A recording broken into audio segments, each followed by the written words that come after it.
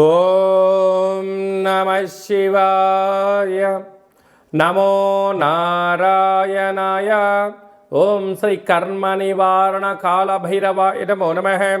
ఓం వజ్రణకాయ విద్మహే తీక్షణ దగ్గుస్థాయ ధీమహి తన్నో నవనారసింహస్వామి ప్రచోదయాతు. హరి ఓం.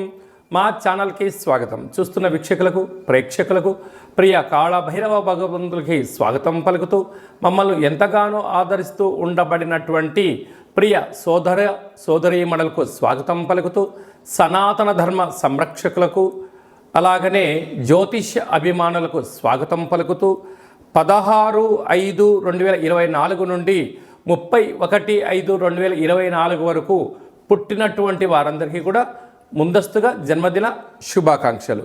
గతంలో వివాహం చేసుకున్న వారికి వివాహ వార్షికోత్సవ శుభాకాంక్షలు. మనకు వైశాఖ మాసం అనగానే పండగలకు కొదవలేనటువంటి మాసము కనుక అన్నవరంలో సత్యనారాయణ స్వామి యొక్క కళ్యాణము, స్వామివారిని స్మరించడం, ధ్యానించడం, వీలైతే ఇంట్లో మనము సంవత్సరానికి ఒక్కసారైనా శ్రీ రమా సహిత సత్యనారాయణ స్వామి వ్రతాన్ని ఆచరించుకోవడం వలన స్వామి యొక్క ఆశీస్సులు ఉంటాయి. అలాగనే మనకు వాసవి మాత అమ్మవారి యొక్క జయంతి, అమ్మను స్మరిస్తే అన్నీ మనకు ఉన్నట్లే అని చెప్పి గమనించాలి. అలాగనే మాసానాం వైశాఖ మాసం అంటారు. వైశాఖ మాస పూర్ణిమ తిథి యందున అరుణాచల స్వామివారి యొక్క గిరి పర్వత ప్రదక్షిణ చేసినట్లయితే సర్వము శుభప్రదమే అని చెప్పి గమనించాలి. ద్వాదశ రాశుల్లో గ్రహ గమనాలు ఒకసారి వీక్షింపచేద్దాం.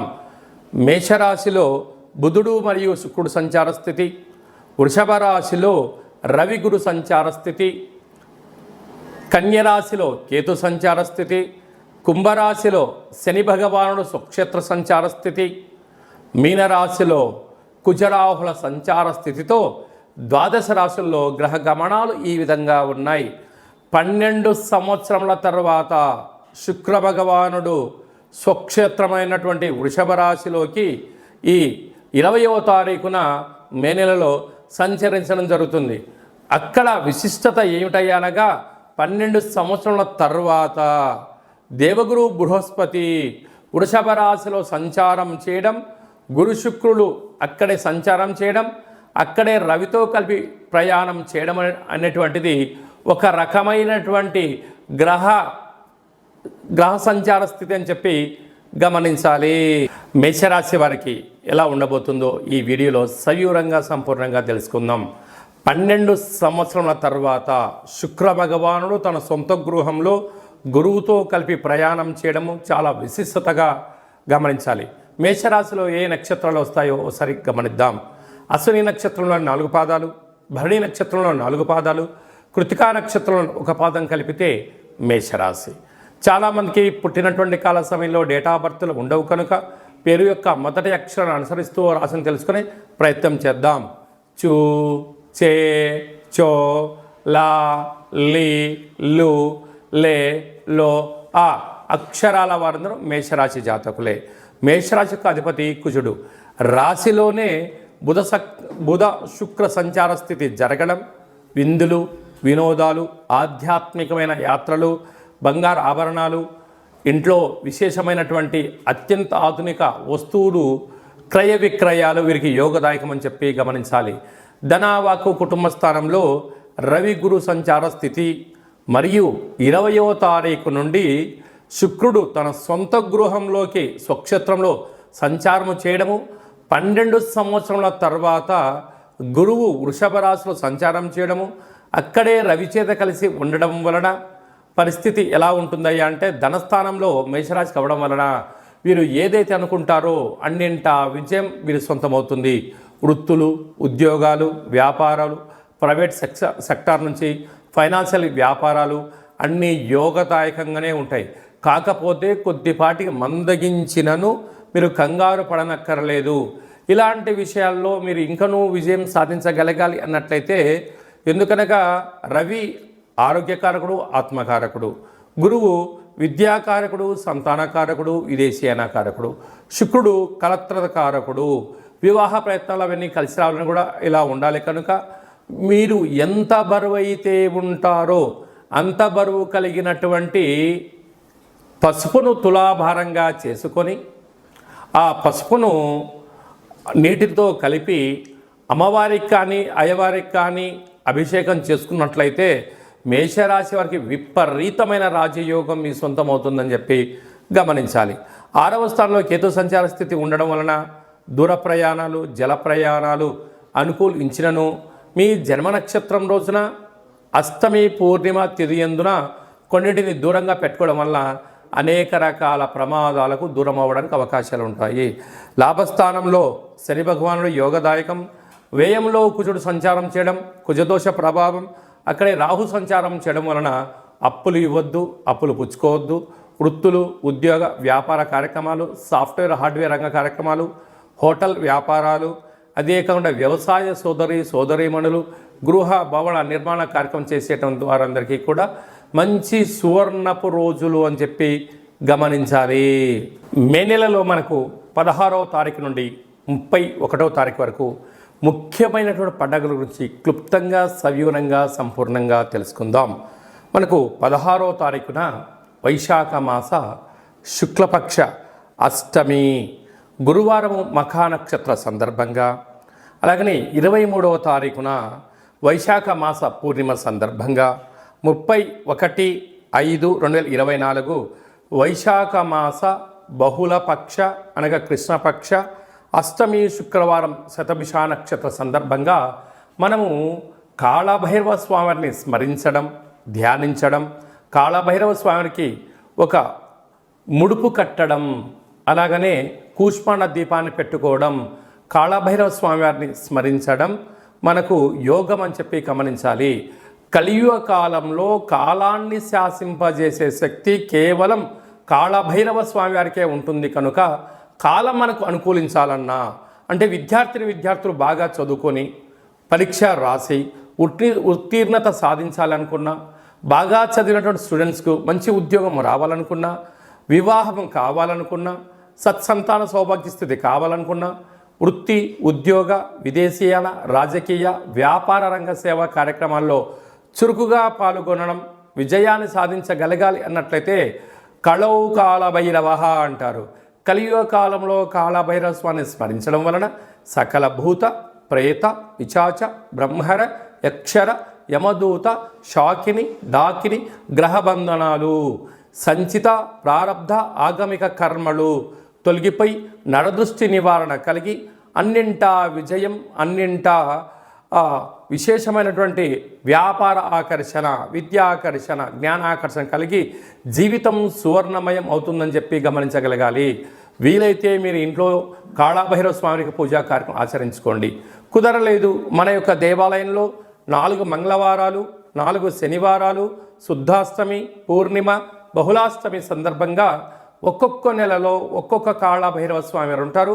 కాళభైరవ స్వామి వారి యొక్క పూజ, కాళభైరవ స్వామి యొక్క సౌభాగ్య ముడుపు, కాళభైరవ స్వామికి కూష్మాండ దీపము, హోమ కార్యక్రమాలు చేయించి ఆసక్తి గలవారు ఈ కింద సంప్రదించినట్లయితే మీకు ప్రత్యేకంగా వాట్సాప్ కాల్ ద్వారా, వీడియో కాల్ ద్వారా పూజ చేయించి స్వామి యొక్క ప్రసాదాన్ని మీకు అందజేయడం జరుగుతుంది. ఆసక్తి గలవారు ఈ కింద సంప్రదించి మీ గోత్రనామాలను నమోదు చేసుకోగలరు. ఇంకనూ మనం విజయం సాధించగలగాలి అన్నట్లయితే కాళభైరవ స్వామి వారి యొక్క పాత్ర ఇది స్వర్ణాకర్షణ కాళభైరవ అక్షయ పాత్ర అంటారు. అక్షయము అనగా నశించబడినటువంటిది. ఇందులో రాసులు 12 ఎలా ఉంటాయో 12 రాసులను ఇందులో అచ్చు వేయడం జరుగుతుంది అని చెప్పి గమనించాలి. కనుక ఈ యొక్క పాత్ర యొక్క విశిష్టత ఏమిటనగా శబ్ద తరంగాల ద్వారా ఓంకార శబ్దం రావడము, ఈ శబ్దం ఇంట్లో ప్రసరించడం వలన సకల దుష్టగ్రహాలు వెళ్ళిపోవడము, మానవుని శరీరంలో ఉండబడినటువంటి షట్చక్రాలు వికసింపచేయడము, తను ఏదైతే అనుకుంటాడో దాంట్లో విజయం సాధించడం జరుగుతుందని చెప్పి గమనించగలగాలి. గృహంలో నివసిస్తున్నటువంటి జ్యేష్ఠాదేవి ఈ శబ్ద త్వరితకి బయటికి వెళ్ళిపోయి గ్రామ, రాష్ట్ర, దేశ, ప్రపంచ స్థాయిలో సంచరిస్తూ ఉండబడినటువంటి ధనలక్ష్మీదేవి అమ్మవారు గృహంలోకి స్వాగతం పలుకుతుందని చెప్పి గమనించాలి. ఈ పాత్రను ఎలా ఉపయోగించాలో ఒకసారి గమనిద్దాం. ఓం కాళభైరవాయ నమః. హరి ఓం.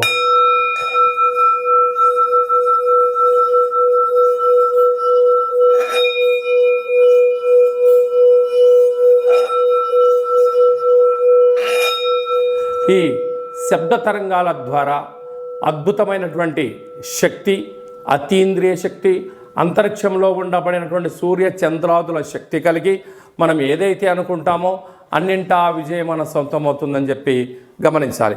ఈ అక్షయ పాత్రతో పాటు కాళభైరవ స్వామి యొక్క పిరమిడ్ని, డాలర్ని, కంకణాన్ని ఏర్పాటు చేయించి మీకోసం ప్రత్యేకంగా కాళభైరవ హోమ కార్యక్రమం చేయించి వీడియో కాల్ ద్వారా చూపించి నక్షత్రాలు 20 ఎలా ఉంటాయో 27 రకాల వస్తువులతో దిష్టి తీయించి మీకు మంచి ఐశ్వర్యాన్ని ప్రసాదించడం జరుగుతుంది. కనుక ఆసక్తి గలవారు ఇంటింటా కాళభైరవం అనేటువంటి అక్షయపాత్ర కార్యక్రమంలో పాల్గొందాం. ఐశ్వర్యాన్ని సొంతం చేసుకుందాం. అష్ట కష్టాలను దూరం చేసుకుందాం. అదే కాకుండా మీ వ్యక్తిగత జాతకం తెలుసుకోవాలనుకుంటున్నారా?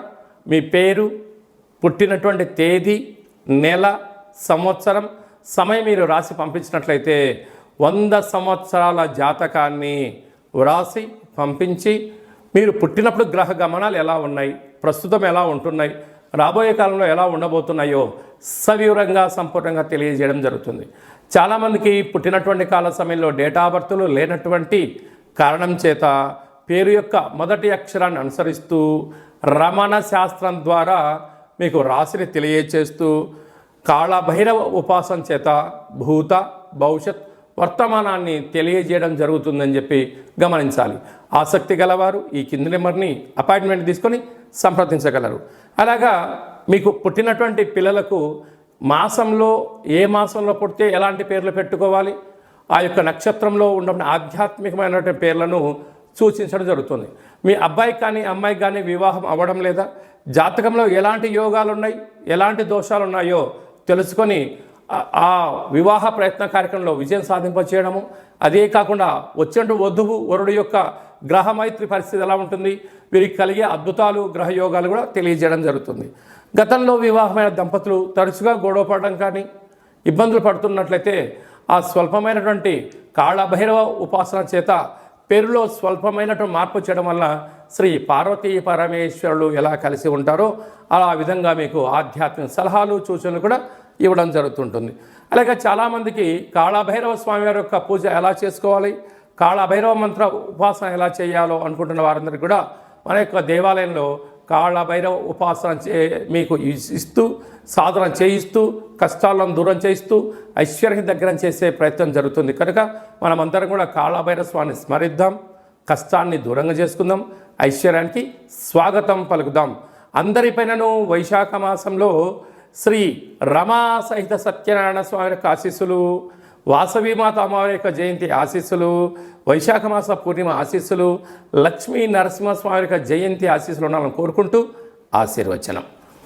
ఓం శతమానం భవతి శతాయు పురుష సతేంద్రియ ఆయుష్యేవేంద్రియే ప్రతిష్టతి ధనం ధాన్యం బహుపుత్రలాభం శత సంవత్సరం దీర్ఘమాయు.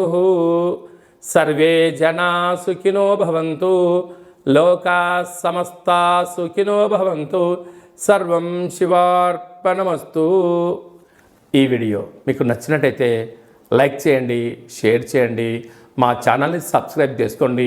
మేము చేస్తున్న వీడియోలు మీకు ముందస్తుగా నోటిఫికేషన్ రావాలి అన్నట్టయితే పైన గంట సీమలు ప్రెస్ చేసి ఆల్ అనే బటన్ కూడా ప్రెస్ చేయండి.